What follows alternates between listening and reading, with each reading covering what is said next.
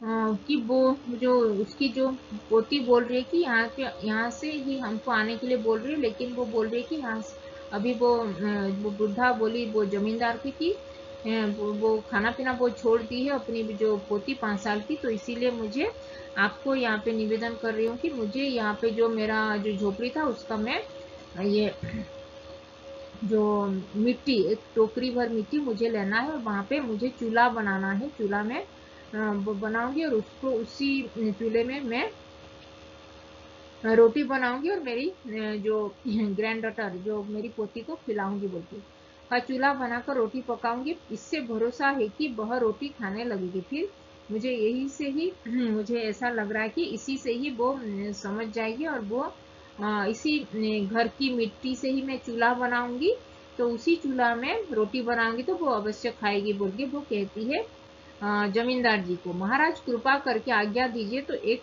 टोकरी मैं मिट्टी ले आऊं। श्रीमान ने आज्ञा दे दी। फिर वो कहती है कि मुझे आज्ञा दीजिए कि मैं इस टोकरी से एक मिट्टी लेके चली जाऊं बोल के। वो श्रीमान फिर जमींदार भी आज्ञा दे दिए, वो लेके जाओ बोल के। वृद्धा झोपड़ी के भीतर गई। फिर वो वृद्धा वहां पे गई। वहां जाते ही उससे पुरानी बातों का स्मरण हुआ कि और उसकी आंखों में आंसू की धारा बहने लगी। फिर उसके घर के अंदर जाने से ही उसके वो पुराने जो अतीत की याद आने लगा कि कैसे उसकी हस्बैंड यहाँ पे रहते थे, उसका बेटा इकलौता बेटा था, उसकी जो बहू थी यहाँ पे उनको ही लेके यहाँ पे रहती थी पहले। तो इसको सब याद आने लगा। वो आंखों से उसके आंसू बहने लगे। अपनी आंतरिक दुख को किसी तरह संभाल कर उसने अपनी टोकरी मिट्टी से भर ली।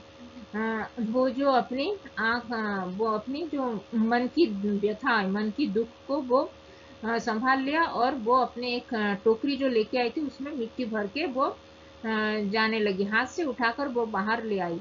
फिर हाथ जोड़कर श्रीमान से प्रार्थना करने लगी, महाराज कृपा करके इस टोकरी के जरा हाथ लगाए। फिर वो ये बोली वो जमींदार से कि ये मेरा मुझे थोड़ा हेल्प कीजिए, इस टोकरी में आप थोड़ा हाथ लगाइए बोल के, टच कीजिए बोल के, जिससे कि मैं उससे अपने सिर पर धर लूं। फिर जो मैं उसको अपने सिर में उसको पकड़ लूं बोल के। जमींदार साहब पहले बहुत नाराज हुए थे वो टोकरी को उठाने के लिए, पर जब वह बार बार हाथ जोड़ने लगी और पैरों पर गिरने लगी तो उनके भी मन में कुछ दया आ गई। जब वो बार बार वो उनके मन रिक्वेस्ट करने लगी, आप थोड़ा मुझे मदद कीजिए इस टोकरी को ऐसे उठाने में, मेरे सिर में लेकिन मैं पकड़ लूंगी तभी।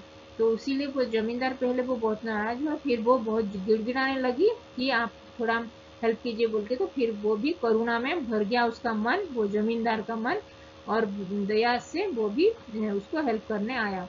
किसी नौकर से न कहकर आप ही स्वयं टोकरी उठाने को आगे बढ़े। आप किसी नौकर को बिना सहायता से आप ही मुझे इस टोकरी को उठाने के लिए आप आगे आए बोल के वो वृद्धा गरीब बेचारी जो अनाथ वृद्धा थी वो जमींदार से कहने लगी।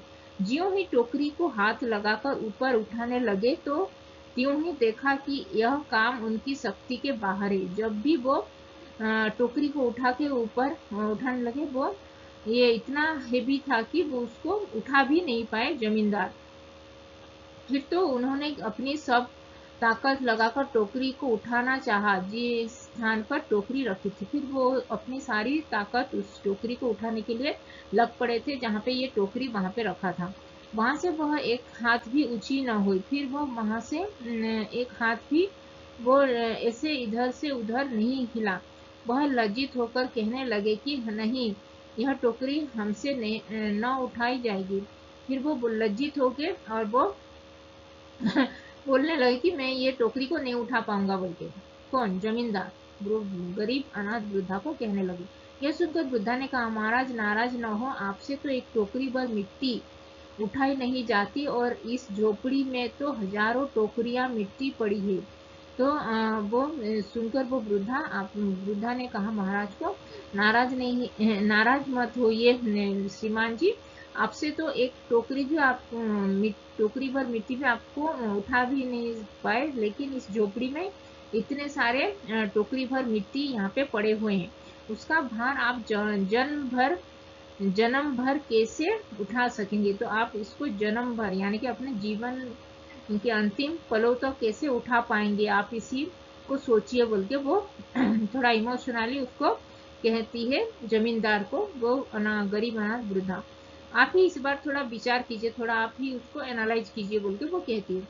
जमींदार साहब धन मत से गर्वित हो अपना कर्तव्य भूल गए थे, पर वृद्धा के उपर्युक्त वचन सुनते ही उनकी आंखें खुल गई। फिर वो जमींदार पहले बहुत ही अपने धन, अपने रिचनेस से बहुत ही प्राउडी फील कर रहा था, गर्वित था, और वो क्रूर हो रहा था उसके जो ये सब काम के लिए, क्योंकि वो गरीब की अनाथ जो वृद्धा की झोपड़ी को हटाने के लिए वो इतना नीचे गिर चुका था, वो सत्यता को अनदेखा कर रहा था। इसीलिए वो अभी उसकी बातों सुनकर, वो वृद्धा की बात सुनकर उसके भी आंख में आंसू आ गए, आंख खुल गई और उसकी आंख में आंसू आने लगे, बहुत ही लज्जित हो गया। कृतकर्म या पश्चाताप कर उन्होंने वृद्धा से क्षमा मांगने लगे और उसकी झोपड़ी वापस दे दी। अपनी जो किया हुआ काम, कृतकर्म यानी कि अपने किया हुआ काम को अभी पश्चाताप, उनको जो गिल्टी फील हुआ, और वो वृद्धा से माफी मांगने लगे, मुझे माफ कर दीजिए, क्षमा कर दीजिए बोल के, और वो जो वृद्धा की जो झोपड़ी थी उसको वापिस दे दिया। अभी वृद्धा और उसकी जो 5 साल की जो पोती थी वो भी वहां पे आके रहने लगे, वो अपनी झोपड़ी में। तो ये था माधव राव सप्रे जी के द्वारा लिखा गया एक टोकरी भर मिट्टी का एक्सप्लेनेशन। Thank you.